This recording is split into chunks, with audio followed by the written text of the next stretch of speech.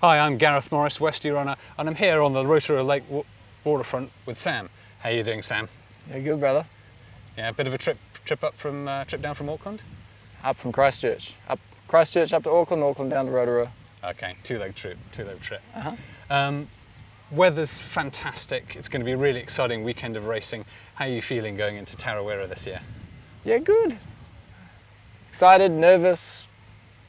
Both are good. Yeah? Yeah. Fantastic. Now, you kind of burst onto the ultra running scene with backyard ultras. I think it was 2021 when I first saw you get that win up at the Riverhead Relaps.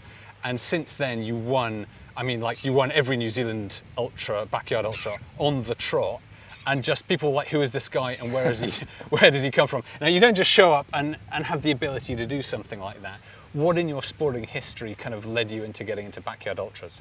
Yeah, for sure. Well, backtrack. I'll just correct you. I didn't win the one in 2021. Chris Bisley, I'll give him the credit. He took me to the wall and I lost.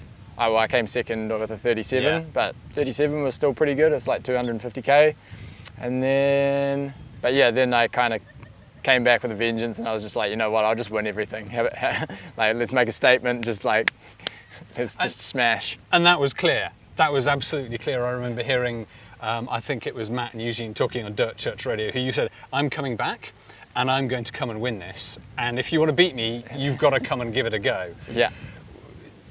That just seems to be like the spirit with which you've undertaken these backyards. It's like, anyone can come, that's cool, we're just going to go for a run, but you've got to keep going with me. What in your background has given you that drive and that feeling that you just want to go out and do that? I think I'm just a stubborn bastard, really. It really helps, doesn't it? Yeah, and I mean, the backyard ultra is just a sport for stubborn bastard runners. It's like, you might not be the fastest, but if you're persistent and you just keep going, then yeah, you can win and you can be pretty damn good at the sport.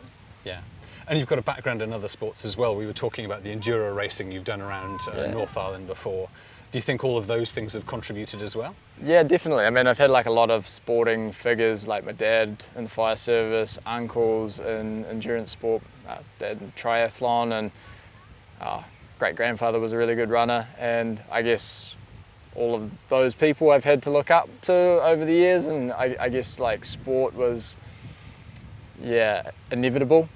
And I just guess I took a bit of experimentation to figure out where I fit in sport. So yeah, I did a lot of rugby to a pretty decent level, did enduro mountain biking, did triathlon, I was boxing and fighting pretty good for a few years. But yeah, I guess all roads led back to running. So yeah, eventually I just put my head down and threw away all the distractions, and I guess I'm naturally best at running. I enjoy it the most, so I figured just do that one thing really, really well.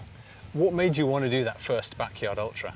The first backyard ultra was more or less a fill-in on my calendar, but it meant that if I had won it, I would get a golden ticket to the World Championship, which was in Tennessee, and Tennessee was where I met my now wife, Anna, and I hadn't seen her in like a year, so we were doing long distance. If I won that, then I got my golden ticket to go back and see her, so I was just like, sweet, like that gives me enough reason. I'll just go there and slam it and win it, and almost got there, but almost.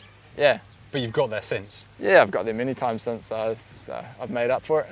Yeah, I think so. Yeah. You went out there to Biggs last year, and we got to see the Harvey show. How was it running with Harvey Lewis, who went on to take the world record that you'd kind of jointly held previously? Yeah, no, it was good. Spent a lot of time with Harvey at Dead Cow. We didn't run together a heap during Big's backyard, but we did get a fair bit of training together in the weeks leading up. So I went and stayed with him in Cincinnati and Circlesville, Ohio, and went running in his neighborhoods, which was pretty cool. And and then to see him, drop out at 91 in Dead Cow, but then make up for it and go for 108 in the States is pretty amazing. And honestly, he's a pretty incredible human being. Couldn't think of anybody more deserving. Yeah. And it's almost like the positions were reversed between Dead Cow and then Big's Backyard Ultra. Oh, because totally. when you were, it's like he would dropped at 91. I think you dropped it in the 90s at Big's. Yeah. And you'd had the equal world record, and you were only stopped by a chest infection, and then he went to take it at Big's. So there's a nice kind of symmetry to that, and the fact you enjoyed running with him as well. Yeah, no, absolutely. When you got to the end of Biggs, you kind of wrote something in a post that was like this inner voice, this inner demon. You said kind of got to you a little bit, and then there was this. What your inner voice should have said is, "I'm here now. This is the reality. This is what you've got to do." Yeah, it's it's funny. I don't know. It was a little bit of a tantrum / I don't know, me reasoning with myself. There's a whole heap of different factors. But yeah, I decided to pull out.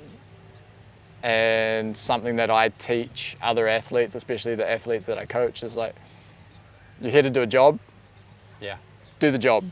It's like, once the job's done, then you can piss off, you can go home. But like, don't be reasonable, because this isn't a reasonable sport. Just like, get the thing done, finish it, move on. This is not a reasonable sport. I think that's a phrase for the ages, definitely.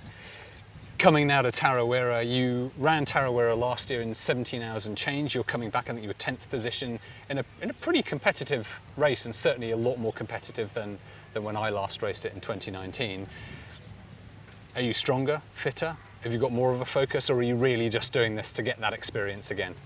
All of the above. Yeah. Yeah. Stronger, fitter, wiser, and better game plan. Yeah. I actually feel like I'm starting to know what I'm doing, maybe, which is kind of cool. That's great when you do something and you're good at it, you've got the talent, you've worked really hard, and then you feel like you're learning some lessons out of it. That's got to be a great feeling. What's your race plan for the Saturday morning start? Are you just going to find a nice comfortable pace within yourself, or are you going to try and latch onto some specific people? Yeah, there's definitely some big boys. Last year was 10th place. I would definitely like to finish top 3 this year. There's definitely some very good talent coming in from overseas. Hajime Mamba, Adrian McDonald, a few of the guys coming over from Australia. Yeah. So there'll be some fighting going on. I'll pretty much just kind of dial it off the start and figure who I can pace with, if someone wants to smash out the gate, they can have it. I did that last year with Zach Miller, and it cost me. So this year, behave myself a wee bit and just take it easy. Yeah, it's even if you're right up the front, it's still a long day on the trails, and an awful lot can happen in those time to allow you to catch up to people out there on the day. So weather's looking pretty good. I've been out, had a look at some of the trails. They're looking fantastic. Could be a fast day, but the heat's going to be a bit of a factor. Living and training down in Christchurch as you do, is that going to help? Yeah, I'm racking up a lot of miles, like 200 to 225k a week on average for the last couple months. Yeah. A lot of that's been in the hot. We don't really have humidity, and I know North Island has a bit more humidity, so that might get to me, but if we're going to do a long day in the heat, I'm pretty normal to that. Fantastic. Well, we'll just have to wait and see what happens on the day. Sam, it's been an absolute pleasure. Best of luck for Saturday. Cheers, guys. I'll be looking out for you on the trail, mate. Good Cheers, luck. brother.